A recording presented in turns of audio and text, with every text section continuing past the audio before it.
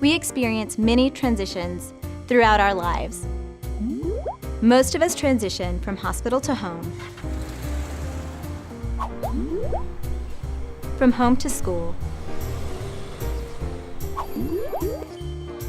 from school to adult roles, then into retirement.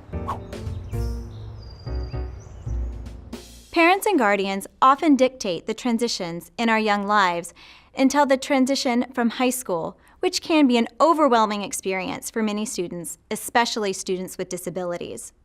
This transition period can last several years after a student leaves high school, and some students may flounder for their entire lives. I remember flipping through the course catalog thinking, I wish someone would just tell me what I'm supposed to do with my life. And yes, it was a book back then. Researchers, parents, and educators have reported dismal post-school outcomes for students with disabilities to policymakers with hopes of finding a solution since the 1960s. To understand where we are going in the field of transition, we must first understand where we have been. In 1992, Andrew Halpern reviewed the previous 25 years of transition education and programs and described them as old wine in new bottles. As much as I appreciate a good wine reference, this was not exactly meant as a compliment. He felt the so-called new transition models of the early 90s were simply variations of the tried and true transition models of the past. Halpern wanted to warn the up-and-comers against discarding research of the past while searching for a silver bullet that would allow all students with disabilities to live happily ever after with equal wages and benefits. Halpern's 1992 well-referenced article is one example of how leaders in the field of special education have influenced the views of policymakers to ensure students with disabilities leave high school with every opportunity to succeed in their chosen life paths.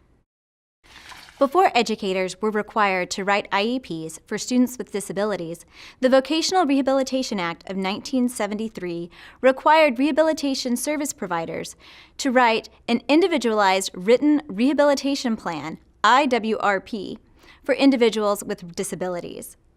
This plan included long-term rehabilitation goals, types of services vocational rehabilitation would provide, and rehabilitation evaluations. The Vocational Rehabilitation Act of 1973 was not restricted to employment-only mandates. The Act also stressed the importance of community life and daily living skills for individuals with disabilities. Congress enacted the Education for All Handicapped Children Act, Public Law 94-142 in 1975 to protect the rights of and improve services for individuals with disabilities. This landmark law is currently enacted as the Individuals with Disabilities Education Act, IDEA 2004. Transition education, as we know it in the field of special education, is relatively new. For some of you, the 90s may seem like ancient history. For those of us who actually rocked a Rachel haircut, the 90s seem like just 10 years ago.